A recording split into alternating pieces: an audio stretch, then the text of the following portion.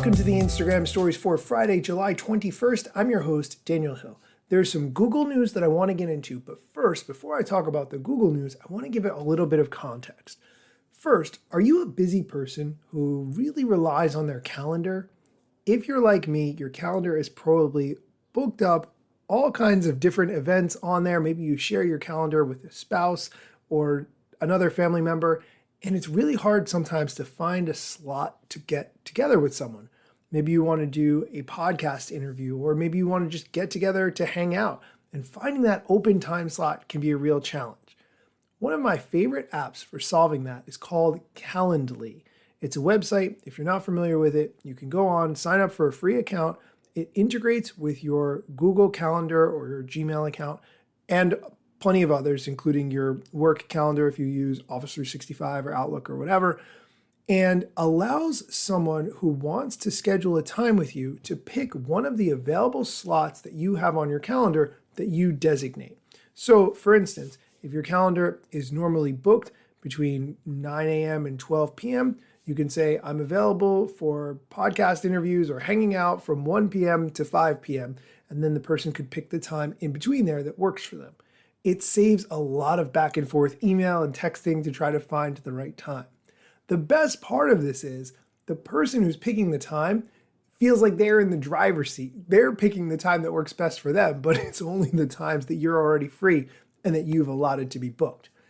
I say this because Calendly has a free version, which is great.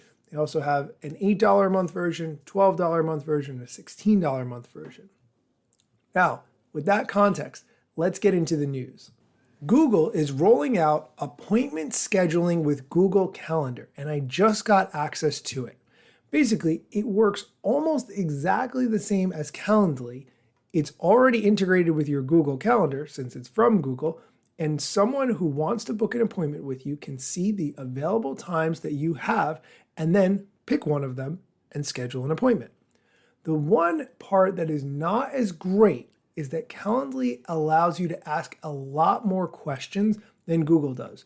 There are a couple of pre-filled questions that you can add to booking an appointment. For instance, the person's name, their phone number, what the call is going to be about as a custom field, and different things like that. However, Calendly lets you add up to 10 questions. I was using all 10 questions when I was doing podcast interviews a lot during COVID. I would ask for the person for their professional bio and have them paste it in there, their Instagram handle, what product or service they represent, what social media strategy they wanted to talk about on my podcast, any stories that they want to tell about building an audience, what they would like to promote. The list of questions is long, but my point is you could do a lot with that Calendly. However, Google is just starting to roll this out, and their base version is free, and then advanced options on there are $9 a month. So if you're a Calendly user, it's worth exploring to see whether or not Google Calendar could address your needs. And if you've never used anything like this before, but you have a busy calendar, you should definitely look into this.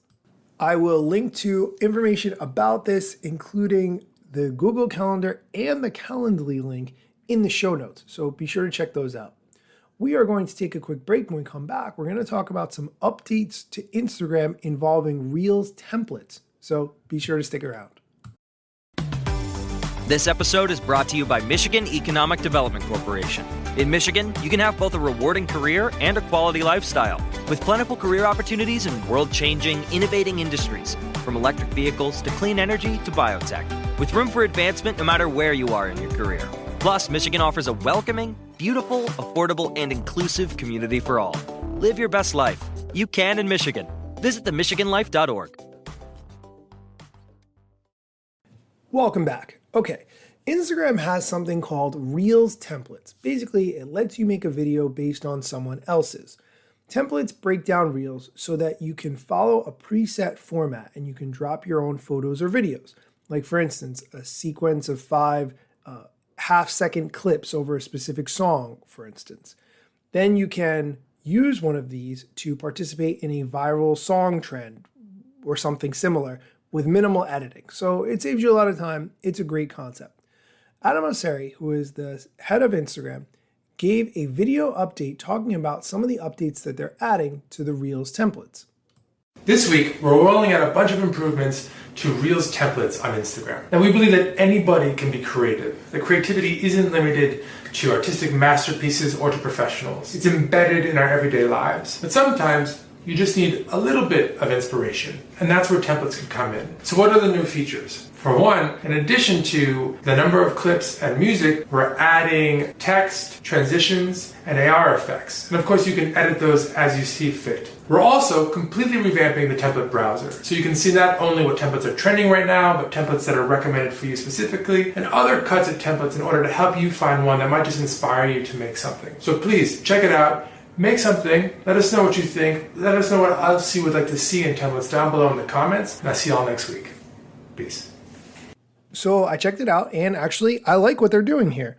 If you open up the Instagram app and you go to where you can create a new post, select Reel, and then in the top right corner, you'll see templates.